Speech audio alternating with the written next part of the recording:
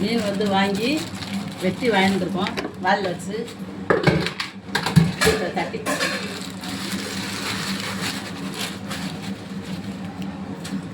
மீன் நல்லா பெரிய மீன். இப்போ வந்து இதை பூரா நம்ம நல்லா கழுவி எடுத்துக்கிறோம். அப்படியே மொத்தமாக வெட்டி போட்டு வந்துட்டோம். இதை வந்து கொஞ்சத்தை பொரிச்சிட்டு கொஞ்சம் மண்டை பகுதியை வந்து நம்ம குழம்பு வைக்கணும். ஃபஸ்ட்டு போட்டு கொஞ்சம் வீட்டு மசாலா பொடி கொஞ்சம் போட்டு. மீன் நிறையா இருந்ததுனால கொஞ்சம் பொடி அதிகமாக. இப்போ கொஞ்சம் இஞ்சி பூண்டு விழுது போட்டுக்குவோம். நம்ம கடையில் வாங்கினது தான். கொஞ்சம் பேருக்கு போட்டால் போதும். இப்போ வந்து எலுமிச்சம்பழம் வெட்டி வச்சுருக்கோம், அதை பிடிச்சிக்கணும். சின்ன பழங்கிறதுனால நம்ம ஒன்று புளியிறோம். பெரிய பழமாக இருந்தால் பாதி புளிஞ்சா, ஏன்னா மீன் வந்து ஒரு மாதிரி கசப்பு தன்மையாகிடும்.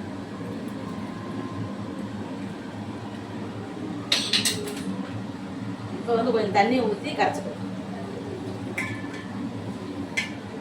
மீன்லேயும் தண்ணி இருக்கும், இருந்தாலும் கொஞ்சம் கெட்டியாக மசாலாவை கரைச்சிக்கிட்டு நம்ம மீனை போடணும். அப்போ தான் நமக்கு வந்து அந்த எல்லாமே இஞ்சி பூண்டு விழுது எல்லாமே ஒன்று சேரும். நல்லா கெட்டியாக கரைச்சிக்கிட்டு இப்போ நம்ம வந்து மீனை போடணும்.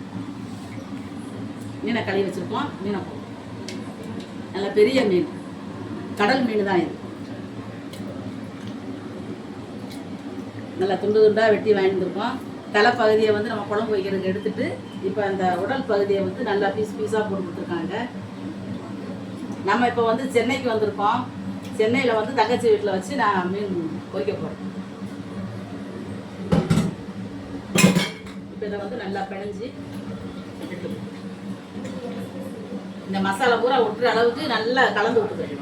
கைட்டை பிணையக்கூடாது, அப்படி பிரட்டி விடணும். சரி, கட்டுக்கலாம். இந்த மாதிரி வந்து இந்த ஊர் மசாலாவே கலர் நல்லா இருக்கும். கலர் வந்து நல்லா நம்ம கலர் ஃபுட் கலர் போட்ட மாதிரியே இருக்கும். கலர் நல்லா ஆரஞ்சு கலரில் பொரிச்சு எடுத்தாலும் நல்லாயிருக்கும். இதை வந்து ஒரு அரை மணி நேரம் அப்படியே நம்ம நனைய வச்சுக்கணும். இது நல்லா மசாலா பூரா அதில் மீனில் விட்டணும். நம்ம வந்து அந்த மசாலா பரட்டி ஒரு அரை மணி நேரம் ஊற வச்சுட்டோம்.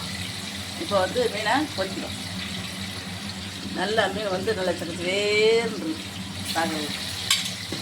இது நல்லா வேகட்டும். அதுக்கப்புறமா திருப்பி போடும். மீனை வந்து நம்ம உடையாமல் நல்லா திருப்பி போட்டிருக்கோம். இன்னும் கொஞ்சம் நேரம் வேக வேண்டியது. வந்துருச்சுன்னா அப்படியே அரிச்சு அள்ளிடலாம். அள்ளிக்காது இன்னும் கொஞ்சம் நேரம் வேகும். இப்போ மீன் நல்லா வெந்துருச்சு. நம்ம அரிச்சு எடுத்துக்குவோம். நல்லா சின்ன சின்ன பீஸாக வெட்டி வாங்கினதுனால நல்லா பக்கடா மாதிரி இருக்குது மீன். நல்லா வெந்துருச்சு.